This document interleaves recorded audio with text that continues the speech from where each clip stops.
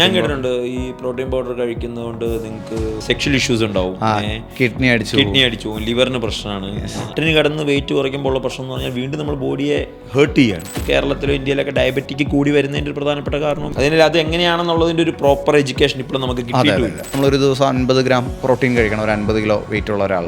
ഇതുപോലെ തന്നെ ഇപ്പം നമ്മൾ ഇപ്പോൾ ഏറ്റവും കൂടുതൽ കേൾക്കുന്നൊരു വാക്കാണ് ഇപ്പം പ്രത്യേകിച്ച് ഈ വെയിറ്റ് ലോസ്, വെയിറ്റ് മാനേജ്മെൻറ്റ്, അങ്ങനെയുള്ള ഈ ശരീരഭാരമായിട്ട് ബന്ധപ്പെട്ട കാര്യങ്ങൾ. ഈ കംപ്ലീറ്റ്ലി ഈ ഫുഡ് സ്കിപ്പ് ചെയ്തുകൊണ്ടുള്ളൊരു വെയിറ്റ് ലോസ് എന്നുള്ളത് ഡോക്ടറുടെ അഭിപ്രായത്തിൽ നല്ലതാണോ ചീത്തയാണോ? അഗൈൻ നമുക്ക് ഈ ഡയറ്റിൽ വരുമ്പോഴത്തേക്ക് ഒരുപാട് പുതിയ പുതിയ ട്രെൻഡുകളുണ്ട്. ഇപ്പം ഓരോ സമയത്ത് ഓരോ കാലഘട്ടത്തിലും അതിൻ്റെ ട്രെൻഡുകളൊക്കെ ഉണ്ട്. നമ്മൾ ജനറലി പട്ടിണി കിടന്ന് വെയിറ്റ് കുറയ്ക്കുക എന്ന് പറയുന്ന ഒരു ഹെൽത്തി വേ അല്ല, ഒരിക്കലും ഒരു ഹെൽത്തി വേ അല്ല. ബിക്കോസ് അതിൻ്റെതായിട്ടുള്ള ഒരുപാട് ഇമ്പാക്ട്സ് ബോഡിയിൽ ഉണ്ടാവും.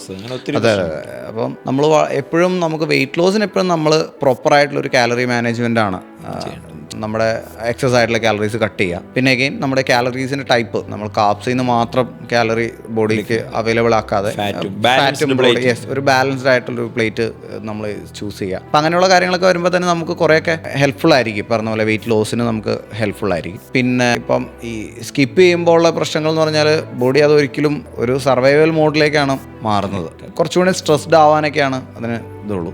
ബോഡീനെ ഒന്ന് സ്ട്രെസ് ആക്കാനോ അല്ലെങ്കിൽ ഒരു സർവൈവൽ മോഡിലേക്ക് പുഷ് ചെയ്യാനൊക്കെയാണ് ഞാൻ പലപ്പോഴും പറഞ്ഞത്. ആക്ച്വലി നമ്മളൊരു ഓവർ വെയിറ്റ് ഉള്ള ഒരാൾ, വെയിറ്റ് കൂടിയ ഒരാളെ കംഫർട്ട് ലെവലിലേക്ക് കൊണ്ടുവരാനാണല്ലോ നമ്മൾ ഈ വെയിറ്റ് ലോസ് അല്ലെങ്കിൽ നോർമൽ ബോഡി വെയിറ്റിലേക്ക് BMI ഒക്കെ 25 താഴെ ആക്കുക എന്നൊക്കെ നമ്മൾ പറയുന്നു. പക്ഷെ പലപ്പോഴും ഈ പട്ടിണി കിടന്ന് വെയിറ്റ് കുറയ്ക്കുമ്പോൾ ഉള്ള പ്രശ്നം എന്ന് പറഞ്ഞാൽ വീണ്ടും നമ്മൾ ബോഡിയെ ഹേർട്ട് ചെയ്യാണ്.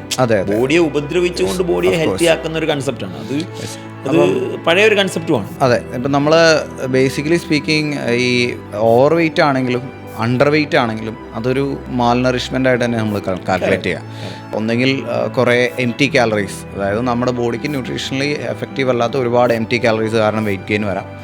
മറ്റുള്ള ഒരു സ്റ്റേറ്റിൽ വരുമ്പോഴത്തേക്കും നമ്മൾ ഈവൻ കാലറീസും കട്ട് ചെയ്യുമ്പോഴാണ് നമ്മൾ ഈ അണ്ടർ വെയിറ്റ് പോലത്തെ ഇഷ്യൂസിലേക്ക് പോകുക. ഇപ്പോൾ ഈ രണ്ട് കേസസിലും നമ്മുടെ ബോഡിക്ക് പ്രോപ്പറായിട്ട് കിട്ടേണ്ട ഒരുപാട് ന്യൂട്രീഷൻ ഇല്ലാതാവുന്നുണ്ട്. അപ്പോൾ നമുക്ക് കറക്റ്റായിട്ട് അതിൻ്റെ ഒരു വേ എന്ന് പറയുന്നത് നമ്മളെപ്പോഴും നമ്മുടെ ബോഡിക്ക് വേണ്ട റിക്വയർമെൻറ്റ്സ് എത്രയാണ്. ഇപ്പോൾ നമുക്കറിയാം പ്രോട്ടീൻ റിക്വയർമെൻറ്റ് വളരെ ഇമ്പോർട്ടൻ്റ് ആയിട്ടുള്ള കാര്യമാണ്. ഇപ്പോൾ നമ്മുടെ ഇപ്പോൾ നാട്ടിൽ ഡയബറ്റീസ് കൂടുന്നതിൻ്റെ വലിയൊരു റീസണായിട്ട് ഇപ്പോൾ ഏറ്റവും ലേറ്റസ്റ്റ് സ്റ്റഡീസ് പറയുന്നത് നമ്മൾ ഇന്ത്യക്കാരധികം പ്രോട്ടീൻ പ്രോപ്പറായിട്ട് കഴിക്കുന്നില്ല എന്നുള്ളതാണ്.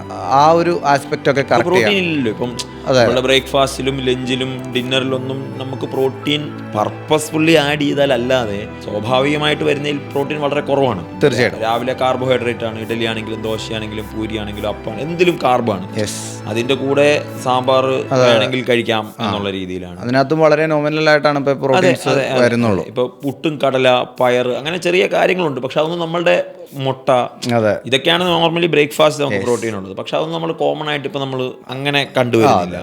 പിന്നെ ഈ പറഞ്ഞ പോലെ ലഞ്ച് ആണെങ്കിലും ചോറാണ് നമ്മളുടെ ഒരു ഡോമിനന്റ് ഫാക്ടർ. അപ്പോൾ ചോറിനെ സപ്പോർട്ട് ചെയ്യാൻ കുറച്ച് കറികൾ എന്നുള്ളതല്ലാതെ അവിടെയൊക്കെ പ്രോട്ടീൻ ഭയങ്കരമായിട്ട് ലാക്ക് ചെയ്യുന്നുണ്ട്. ശരിക്കും കറക്റ്റ് ആയിരിക്കും. കാരണം അതിനാൽ ഇപ്പോൾ കേരളത്തിലോ ഇന്ത്യയിലൊക്കെ ഡയബറ്റിക് കൂടി വരുന്നതിൻ്റെ ഒരു പ്രധാനപ്പെട്ട കാരണം ഈ കാർബ് ഇൻടേക്കിൻ്റെ ഒരു വലിയ. തീർച്ചയായിട്ടും. അപ്പം നമ്മളിപ്പം നോർമലി ഒരാൾ ഭക്ഷണം കഴിക്കുന്ന സമയത്ത് നമുക്ക് പ്രോട്ടീൻ റിച്ച് ആയിട്ടുള്ള എന്തെങ്കിലും സാധനങ്ങൾ അതിലുണ്ടെന്നുണ്ടെങ്കിൽ നമ്മുടെ സറ്റൈറ്റി കുറച്ചുകൂടെ ക്യുക്കറായിരിക്കും അല്ലേ. നമ്മളിപ്പോൾ എന്തെങ്കിലും ഒരു 2 മുട്ട പുഴുങ്ങിയതെന്നൊറ്റ കഴിക്കുകയാണെങ്കിൽ നമുക്ക് പെട്ടെന്ന് ഒരു ഫില്ലിങ് ഫീൽ ചെയ്യും.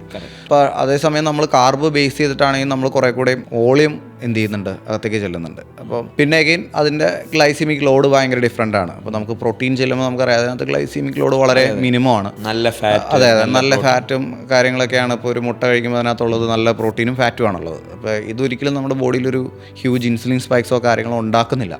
അപ്പോൾ അതൊക്കെ നമുക്ക് ഒരുപാട് എഫക്റ്റ് ചെയ്യുന്നുണ്ട്. പിന്നെ അപ്പോൾ ആ പ്ലേറ്റ് ബാലൻസ്ഡ് ആണെങ്കിൽ എപ്പോഴും നമ്മൾ കഴിക്കുന്ന ബാക്കിയുള്ള ഭക്ഷണത്തിൻ്റെ ക്വാണ്ടിറ്റിയിലും വ്യത്യാസം വരും. ഇപ്പോൾ നമുക്കിപ്പോൾ ആവറേജ് ഒരു 50 കിലോഗ്രാം വെയിറ്റ് ഉള്ള ഒരാൾ ഒരു ദിവസം 50 ഗ്രാം പ്രോട്ടീൻ എങ്കിലും മിനിമം കഴിക്കണമെന്നാണ്. 1.2 ആണ് പെർ കിലോഗ്രാം ബേസിക്കലി പറയുന്നത്.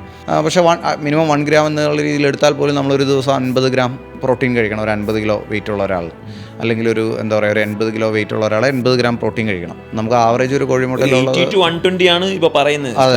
മിനിമം 80 എങ്കിലും കഴിക്കും. യെസ്, നമ്മളിപ്പോൾ ഈ ഒരു 80 എന്ന് എടുക്കുമ്പോൾ തന്നെ ഇപ്പോൾ ഒരു മുട്ട കഴിച്ച് കഴിഞ്ഞാൽ നമുക്ക് കിട്ടുന്ന ഏതാണ്ട് ആവറേജ് ഒരു 5 to 6 ഗ്രാംസ് ആണ്. പിന്നെ ബാക്കി നമ്മളിപ്പം ലഞ്ചിലാണെങ്കിലും അല്ലെങ്കിൽ ബാക്കി നോൺ വെജ് സാധനങ്ങൾ കഴിക്കുകയാണെന്ന് പറഞ്ഞാൽ അതിൻ്റെ ക്വാണ്ടിറ്റി എപ്പോഴും വളരെ ലിമിറ്റഡ് ആയിരിക്കും. പിന്നെ ഇപ്പോൾ നമ്മളൊരു 100 ഗ്രാം ഫിഷോ മീറ്റോ കഴിച്ചു കഴിഞ്ഞാൽ അത്രയും തന്നെ പ്രോട്ടീൻ നമ്മുടെ ബോഡിയിലേക്ക് കിട്ടുന്നില്ലല്ലോ. അതായത് പ്രോട്ടീൻ്റെ കണ്ടന്റിൽ വേരിയേഷൻസ് ഉണ്ട്.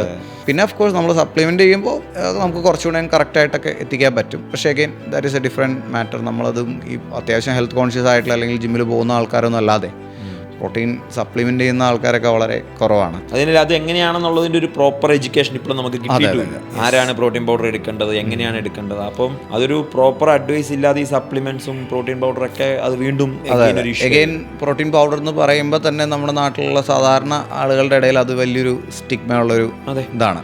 ഞാൻ കേട്ടിട്ടുണ്ട് ഈ പ്രോട്ടീൻ പൗഡർ കഴിക്കുന്നതുകൊണ്ട് നിങ്ങൾക്ക് സെക്ഷൽ ഇഷ്യൂസ് ഉണ്ടാവും, കിഡ്നി അടിച്ചു, ലിവറിന് പ്രശ്നമാണ്.